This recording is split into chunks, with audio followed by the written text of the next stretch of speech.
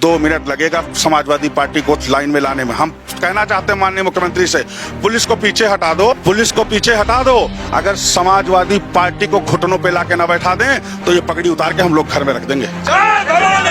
धिक्कार है हमको, धिक्कार है हमको ऐसे कुल में जन्म लेना।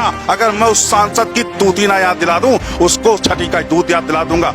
वो अपना डीएनए टेस्ट करवाए। फिर अखिलेश यादव जी का पारिवारिक इतिहास उठा के देखिए, जिनके बाप कार्य सेवकों पे गोली चलवा सकते हैं, जिनके बाप आज हिंदुओं का अयोध्या में नरसंहार करवा सकते हैं, उनकी औलादों से आप कैसे उम्मीद कर सकते हैं कोई हिंदुत्व के साथ खड़ा रह सकता है। समाजवादी पार्टी के सांसद रामजी लाल सुमन, जिन्होंने राज्यसभा में अमर्यादित टिप्पणी की राणा सांगा पर, जो महान पुरुष थे भारत के, इसी को लेकर करणी सेना के लोग जो है प्रदर्शन कर रहे थे उनके विरोध में कि जो उन्होंने अमर्यादित टिप्पणी की, जिसको लेकर करणी सेना पर हमला भी हुआ।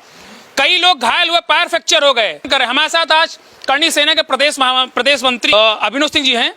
तो अभिनव जी, सबसे पहले आपका स्वागत है। निवर्तमान में इनके पास जो है मौजूद हम बाराबंकी का जिला अध्यक्ष का भी कार्यभार इन्हीं के पास है। अभिनव जी, सबसे पहले स्वागत है आपका। धन्यवाद। जिस तरह से बवाल चल रहा था, जानकारी थी कि आप भी आगरा में थे, क्या घटनाक्रम हुआ पूरा आप बताइए। क्योंकि जिस तरह सोशल मीडिया पर, अभी मैंने अखिलेश जी का एक सोशल मीडिया अकाउंट देख रहा, उन्होंने कहा कि सांठगांठ था पूरा, वो वीडियो उन्होंने डाला, क्या है पूरा रहस्य? देखिए, कोई इंसान अगर हमारे महापुरुष के बारे में गलत बोलेगा तो उसका विरोध तो होना। हमारे महापुरुष नहीं, पूरे भारत के लिए भगवान है महाराणा सांगा, और कोई हमारे भगवान के लिए अगर गलत बोले तो उस इंसान का विरोध होना स्वाभाविक है। करणी सेना केवल अपना विरोध प्रदर्शन करने गई थी।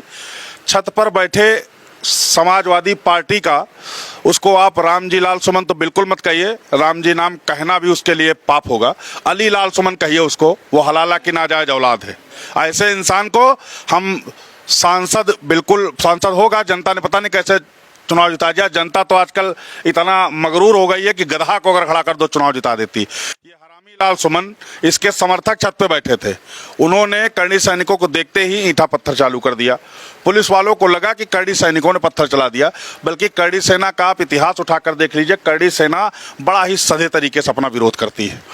दूसरी चीज, अखिलेश यादव जी से मैं पूछना चाहता हूं कि क्या केवल उनको एक समुदाय से इतना प्रेम है? और फिर अखिलेश यादव जी का पारिवारिक इतिहास उठा के देखिए, जिनके बाप कार्य सेवकों पे गोली चलवा सकते हैं, जिनके बाप आज हिंदुओं का अयोध्या में नरसंहार करवा सकते हैं, उनकी औलादों से आप कैसे उम्मीद कर सकते हैं कोई हिंदुत्व के साथ खड़ा रह सकता है? ये बड़ा ही दुर्भाग्यपूर्ण है हमारे समाज के लिए कि ऐसे नपुंसक अखिलेश यादव के लिए, ऐसे नमाजवादी अखिलेश यादव के लिए आज तमाम लोग उनका समर्थन कर रहे हैं। मैं कहना चाहता हूं कि आज कुछ समाज के विभिन्न तत्व, ये अकेले हमारे महापुरुष नहीं थे। हमने बताया ना कि सनातन संस्कृति को बचाने के लिए हमारे पूर्वजों ने अपना सर्वत्र निछावर कर दिया। आज अखिलेश यादव की पार्टी है तो वो क्षत्रियों की देन है। अगर आज थाना पुलिस प्रशासन है तो वो क्षत्रियों की देन है। अगर आज लोगों के मंदिर में भगवान है तो वो महापुरुषों की वजह से हैं। ये अखिलेश यादव के बाप की बपौती नहीं है। कितने लोग चोटिल हुए इस कम से कम 100 से ज्यादा लोग चोटिल हुए हैं। और ये हमारे अपने संस्कार हैं, ये हमारे इज्जत है, ये हमारे बाप दादाओं का शौर्य था, पराक्रम था।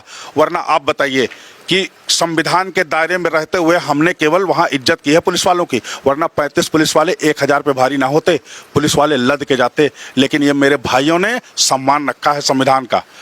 जो आज हमारे भाइयों के पीठ पर निशान पड़ रहा है ना, ये हमारे बाप दादाओं की देन है कि महाराणा सांगा के ऊपर संसद में कोई कायर सांसद इस तरह का वक्तव्य बोले तो मैं कहना चाहता हूं 403 सांसद वहां बैठे थे, उसमें से जितने सनातनी थे उनको उस समय वो हरामी लाल सुमन की जबान खींच के बाहर निकाल लेनी चाहिए थी कि नहीं निकाल लेनी चाहिए थी।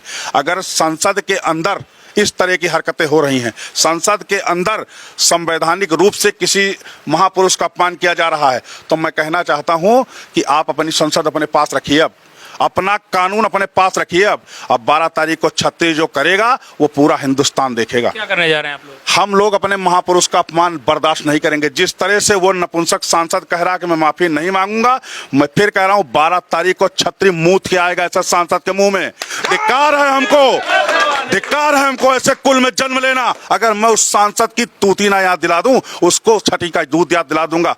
वो अपना डीएनए टेस्ट करवाए। अहिंसा सर्वोत्तम मन की कस्तूरी है और दुष्ट नहीं माने तो हिंसा बहुत जरूरी है। जय श्री राम। हम बिल्कुल हिंसक नहीं हैं। हम इस भारत को सनातन संस्कृति की रक्षा करने वाले पूर्वजों पर गौरवान्वित महसूस करते हैं। हम 36 कौम की बात करते हैं। करणी सेना का इतिहास उठा के देख लीजिए, जहां भी जब भी किसी जाति को जरूरत पड़ी है, करणी सेना वहां खड़ी मिली है। और मैं फिर कहना चाहता हूं कि रामजी लाल सुमन या तो हिंदुस्तान छोड़ के भाग जाएगा, या तो हम उसका पुतला नहीं दहन करेंगे, हम सीधे सांसद को ही दहन कर देंगे। क्या लगता है कि जिस तरह एक समाज की लड़ाई है, फिर सभी समाज की लड़ाई है? सभी समाज की लड़ाई है, ये समस्त सनातनियों की लड़ाई है। हमारे महापुरुष एक धर्म के लिए लड़े। ये सवाल खड़ा होता है, जो लोग आज करणी सेना के ऊपर सवाल खड़ा करते हैं, क्या वहां करणी सैनिक जमीन कब्जा करने गए थे, या करणी सैनिक किसी के साथ मारपीट करने गए थे? हम अपने पुरखों के बलिदान का बदला लेने गए थे। हमारे महापुरुष को गलत बोला गया है। आज सभी समस्त हिंदू भाइयों को, समस्त सनातनी भाइयों को एक होने की जरूरत है। आज हम पे ये बात हुई है, आज हमारे महापुरुष को बोला गया है। महापुरुष किसी एक जात का नहीं होता, महापुरुष संपूर्ण भारत का होता है। मैं फिर कहना चाहता हूं ना कि सांसद जी नहीं, पूरी समाजवादी पार्टी को मैं कहना चाहता हूं, अगर संविधान, आज भाजपा वालों से मैं कहना चाहता हूं कि आपके मुंह में कौन दही जमा गया भैया? कौन आपको चुप कर गया कि आज आप बोल नहीं रहे हो, राजनीतिक रोटियां सेक रहे हो? क्या मुख्यमंत्री ने बोला है? मुख्यमंत्री ने बोला है और भाजपा के तमाम लोग हैं संसद में। संतों ने बोला है, संतों ने बोला भी है। संतों ने बोला है, संत जान रहे हैं। और आज आप 150 सालों के पहले का इतिहास उठा के देखिए, जब भारत में आर्मी नहीं थी तो केवल हमारे पूर्वज लड़े इस भारत को बचाने के लिए। आज जिसने इस भारत के लिए लड़े, जिन्होंने इस भारत को रक्षित किया, जिसकी वजह से हमारे मंदिरों में भगवान हैं, उसी के भगवान को गाली दी जाएगी? ये बर्दाश्त के बाहर। चाहते क्या आप लोग? हम लोग बिल्कुल चाहते हैं रामजी-लाल सुमन। हम चाहते कुछ नहीं है, हम वो चाहते हैं जो सांसद की मर्जी है। अगर वो चाहता है कि अहिंसा हो, या वो चाहता है कि हिंसा शांत हो जाए, तो हिंसा मेरी तरफ से नहीं, वायलेंस उधर से हो रहा है। और वायलेंस हो रहा है। समाजवादी पार्टी के लोगों ने भी धरना प्रदर्शन किया कि आपने उनके सांसद के घर पे घेराव किया, तोड़फोड़ की। हम समाजवादी पार्टी से भी निपटने के लिए तैयार है। कहां चक्कर में हैं आप? जो इस एक भाजपा का सांसद चुनाव के समय में एक बात बोली थी, जब भाजपा को हम 403 सीटों से 200 पे लाके खड़ा कर सकते हैं तो समाजवादी पार्टी है।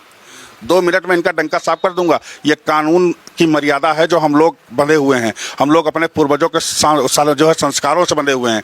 2 मिनट लगेगा समाजवादी पार्टी को लाइन में लाने में। हम कहना चाहते हैं माननीय मुख्यमंत्री से, पुलिस को पीछे हटा दो, पुलिस को पीछे हटा दो। अगर समाजवादी पार्टी को घुटनों पे लाके ना बैठा दें तो ये पगड़ी उतार के हम लोग घर में रख देंगे। सवाल ये क्या चाहते हैं कि आप माफी मांगे? माफी से काम नहीं चलेगा। 75 सालों से यही होता चला आ रहा है। कोई भी ऐरा गैरा नत्थु खैरा हमारे समाज के बारे में बोल दे और हम माफी मांग लें, हम सांसद का सफाया करेंगे। हम हनुमान चालीसा में कहा गया है, दुष्ट दलन, हम दुष्ट का दलन कर देंगे। दोबारा इस पृथ्वी पर हमारे सनातनी भगवानों के लिए कोई गलत बोलने को तैयार नहीं होगा। ऐसा परिणाम लिखेंगे। आपकी 12 तारीख का इंतजार करिए। महापुरुषों का अपमान नहीं सहेगा हिंदुस्तान। ये समाजवादी पार्टी अब केवल नमाजवादी पार्टी बनकर रह गई है। उसको किसी से मतलब है, उनको मुल्लों का प्रेम ले डूबेगा। यही हाल मुलायम सिंह जी का रहा। और एक छोटी सी बात मैं कहना चाहता हूं आपके चैनल के माध्यम से कि जितने भी कार्य सेवक मरे हैं, ये उनका पाप समाजवादी पार्टी को लग गया है। शिवपाल यादव जी ने मायावती को कहा कि ये निठल्ली है।